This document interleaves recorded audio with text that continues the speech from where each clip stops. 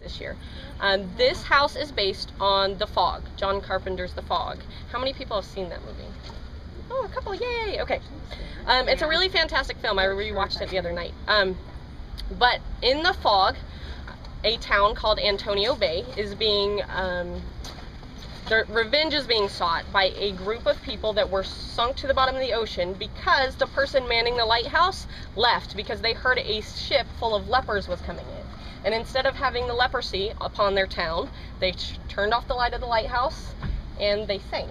So 100 years later, those people are pretty mad, so they're coming back after the inhabitants of Antonio Bay. The people in this, the Forsaken in this, are supposed to be kind of like that. Oh, here's Mark. Follow me in and I'll tell you more. Let's see. Are the lights on? Oh yeah, it's kind of dark. Hey, the effects are still on. Yeah, the strobe light stuck on. That's cool. She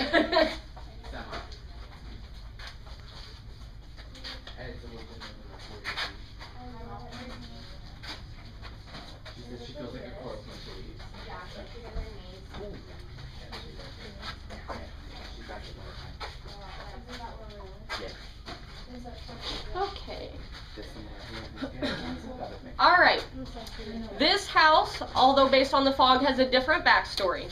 Everybody knows Christopher Columbus, right? Yeah. Yes. He sailed the ocean in 1492 with the Nina the Pinta and the Santa Maria. Well, little known is he had a fourth ship in his fleet. It was called the Philippa Muniz. It was captained by Antonio Cabot. Antonio Cabot and Christopher Columbus were big rivals. Well, they went to Queen Isabella, who actually commissioned the fleet, and said, hey, I want to be the leader. No, I want to be the leader. They were basically like children. And Queen Isabella, in the guise of Lady Luck in the guise of Queen Isabella, offered Antonio Cabot a choice.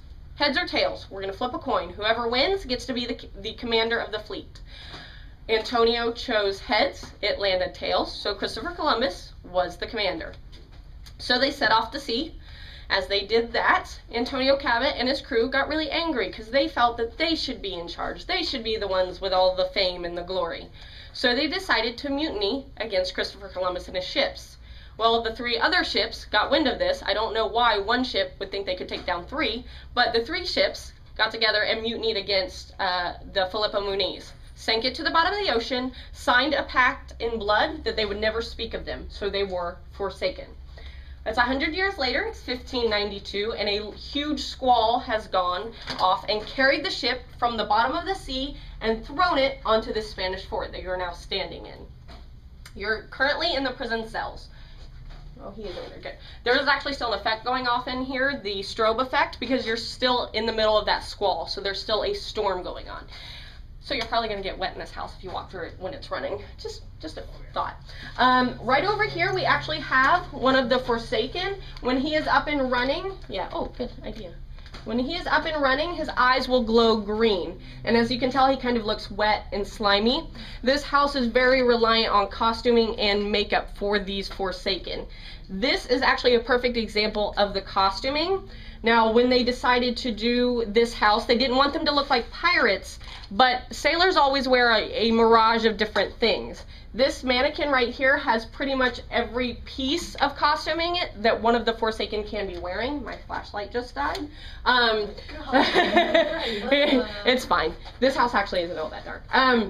He's got a jacket, he's got a pirate type shirt, you know, those big ruffly shirt. He's got pants. He also has a sash, and he used to, I can't tell right now, there used to be a vest. So a Forsaken will always be wearing some sort of combination of that outfit. So if you walk by here, that's what the costuming will look like, and that's what the masks look like for the Forsaken as well, except the eyes will glow green. So let's move on.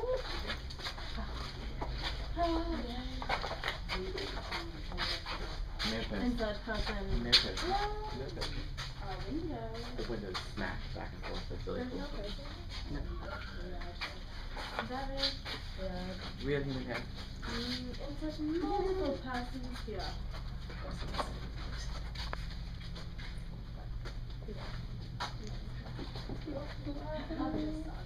Your life.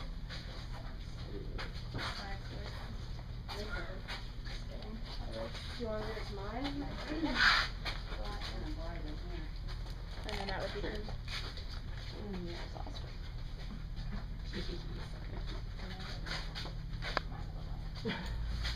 Don't get into it. Yeah, it's very easy to do.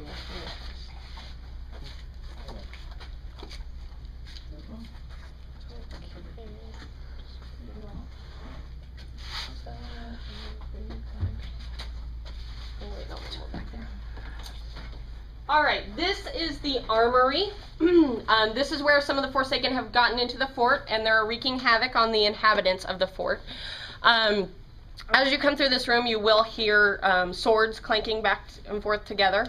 You'll also see a couple Forsaken. Now, most ghost stories, when they're out for revenge, they're just that, they're out for revenge.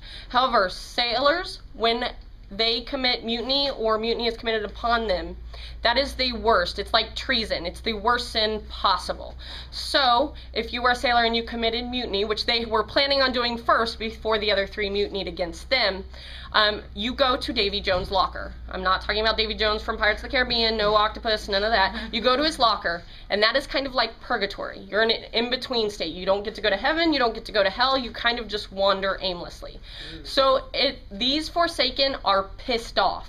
They're not out for revenge, they're just pissed because they've been in this in-between for forever. Because the inhabitants of the Spanish fort had nothing to do with sinking their ship, but they're really angry nonetheless. So we will move on into the next room.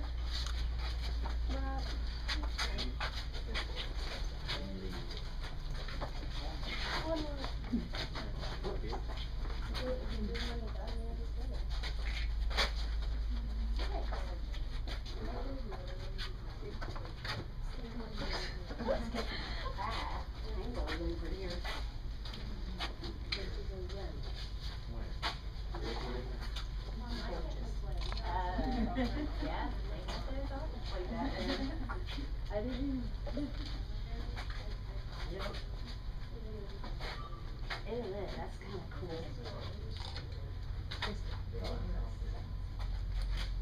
It's a tapestry. Oh. Oh, really? Next to the bathroom?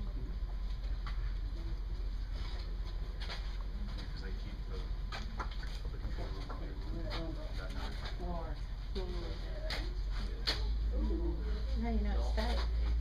I would hope so. They don't look too old either. What they've been up to. Hey, when we had a Wow. Kind of different back then. No, it didn't. They just didn't have. They didn't have GPS. So that they could. Yeah. That was way before GPS.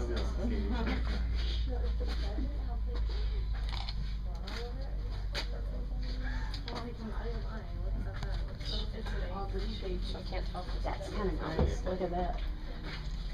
Ooh, Half a minute. dust. Yeah. Sorry. You got decapitated. Okay. Not decapitated. You got it cut in half. This is the commander's quarters, and I think that is pun intended because as you can see, our commander of the fort is right there, and he's kind of halved. But when you were drawn and quartered back in the days, they would take you via horse and pull each of your extremities out, and then they would essentially quarter you. They would cut you up the middle and across the half, so you were quartered. It was fun. As you can see, he's hanging there. He does have a water effect attached to him, so he will drip water and it will be lit with red, so it will look like blood. It's a very beautiful effect.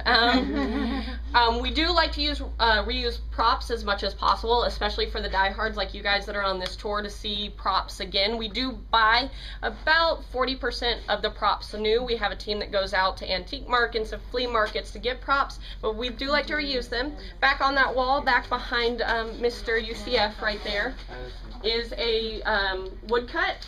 If you guys went in the Wolfman house, you probably couldn't have taken pictures of it, but that was in the tavern that you walked through when you were in the Wolfman house a couple of years ago. Also over here, this is not a reuse, but this is supposed to be Queen Isabella because this is a Spanish fort, so she was a Spanish queen. So of course we have a little bit of representation there of Queen Isabella. So we will move on. Ew, look at that. That's cool.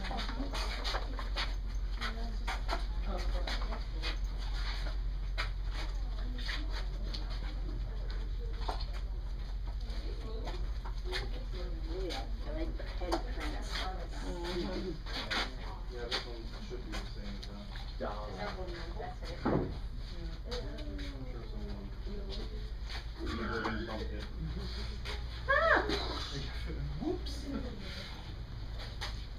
I didn't mean to do Diane. Yeah, we need new flash. We need to just get battery operated ones. Yeah, which is what I had originally asked for. Because these things don't. They don't hold the charge.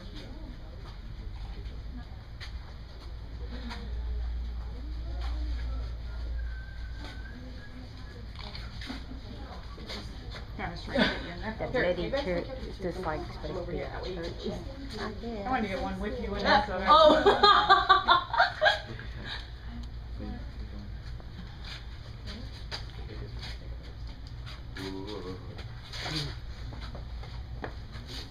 Okay. This room is the cathedral. As you can see, there are pews and there was a stained glass window as you walked in. This scene is directly out of the fog, basically. If you've seen the fog at the very end, the climactic scene, there's a whole bunch of those leper people that have come. They're in the church and they're heading towards a priest who has this very large metal cross. Now, the lead person, who actually was played by Rob Bottin, the lead leprosy guy. His name is Blake in the movie, but he's played by Rob Bottin, who's actually the makeup artist for that film. He has red glowing eyes, so we kind of switched that a little bit to give our Forsaken the green glowing eyes. But if you watch that film again, this scene is right out of that movie. Now I say that because right there, as you can see, there's a huge hole in the wall. That's actually a screen with a rear screen projector back there. What we did is we dressed a couple of our characters up in full Forsaken makeup and filmed them against a green screen. After we did that, we added fog effects and we added more Forsaken behind them. So we essentially multiplied them, which they do a lot in movies these days. And we projected it up there. So when you see that, we do also have fog in this room. It looks like that scene in the movie, just put in a house. So it's a very big reference to that. The stained glass window is as well, because in the fog, all of their hands come through the stained glass windows. So that's also just a little nod. But this is a very neat effect. We used it a little bit ago actually last year in the house where the ship. We had a rear screen projector and there were people and stuff on that. Yes. Yeah. Sorry, my mind was blanking, so I'm like, oh, yes. But we did use this effect. It's a very neat effect. And when you can replicate and look like there's 800 people coming at you, not really that there's that many, but when it looks like a lot of people are coming at you, it's a very nice effect. Because once again, we're distracting you over here, and there's a character right over there. And if you look through, those of you that are on the side, if not, you can double back. There's a little peephole right there. There's a little circle in the bottom, and he can look through and see, okay, where's the girl that's going to scream when she comes around the corner? Oh, there she is. So when she comes around, I can get her. So they can spot the screamers a mile. yes, they can. Let me sneak this way, because if not, I'll be back behind there. They'll No, still no, go no. after. No pun I couldn't intended. even tell you what any of the houses looked like last year. I guess I didn't see all the skulls on the wall before. It was kind of dark in here.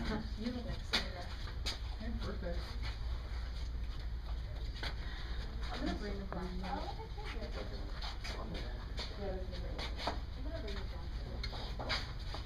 It's kind of light in here. Probably don't.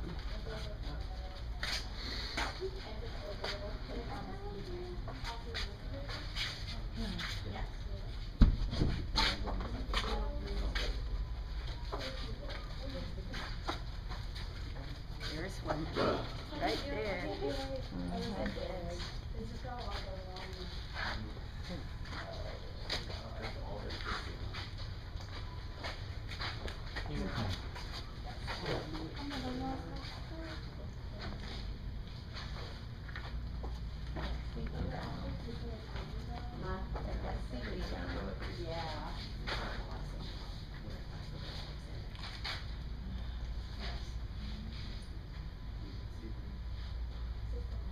Okay, this is called the Courtyard for obvious reasons. It's a very large courtyard. It's a very beautiful room.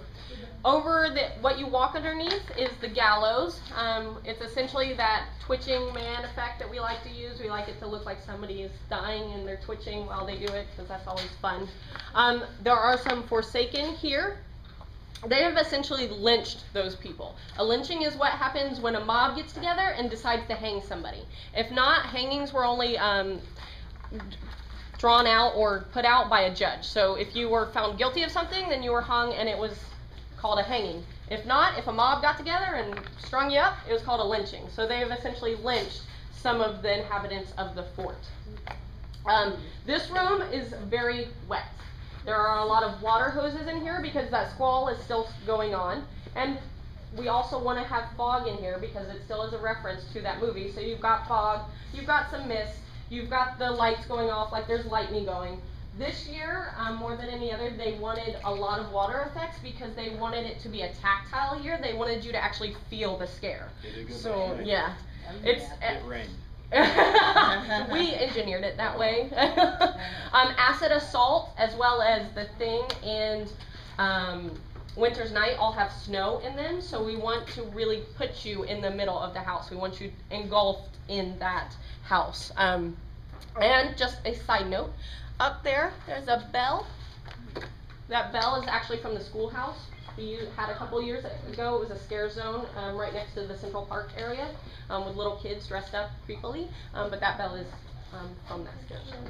So, just a small note. We're going to head to the finale, and then we're going to go to Winter's Night.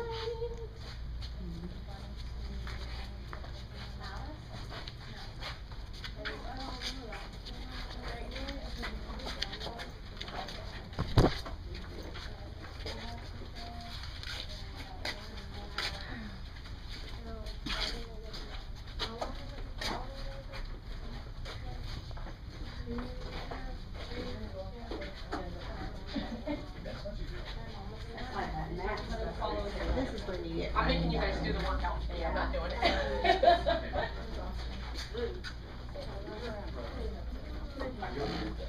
It looks like fake hair coming out. You guys want to go up that way? Soaking wet.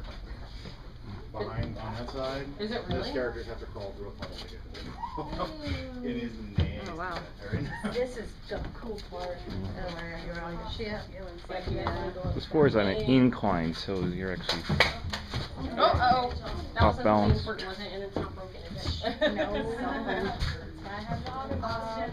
Kelly. Yes. Alright. What? Come on down so we can fit everybody on this lovely. I'm not trying to scare It makes you feel like you're drinking it even if you haven't. Yes, you walk on the side. Yeah, you walk on the side, it's not. Yeah, down there it's Yeah. It's more fun to do it. Well, then why are you complaining?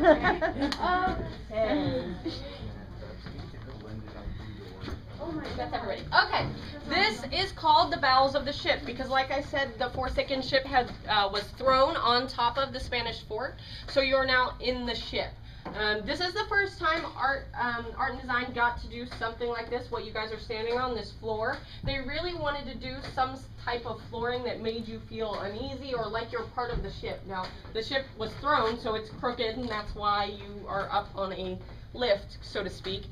We do have a wheelchair access. It's fun for the wheelchairs because they get to come down here next to the characters and be like, hi. But it is a very cool effect. Now there are Forsaken behind you. The good thing about this house, if you're scared crapless, since their eyes glow green, you can kind of always see them and know where they're coming from. So that's a plus.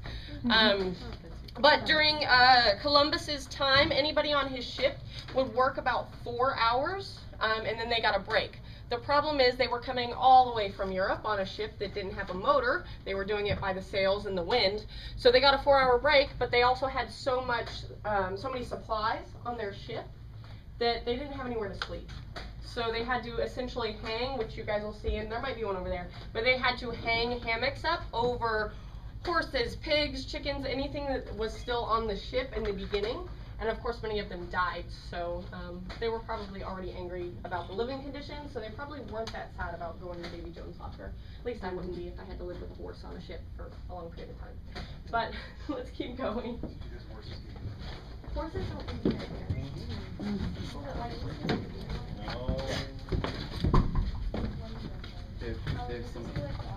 If somebody walks.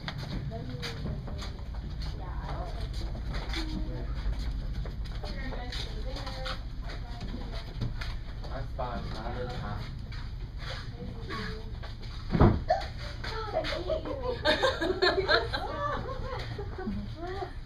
You would be good to work here.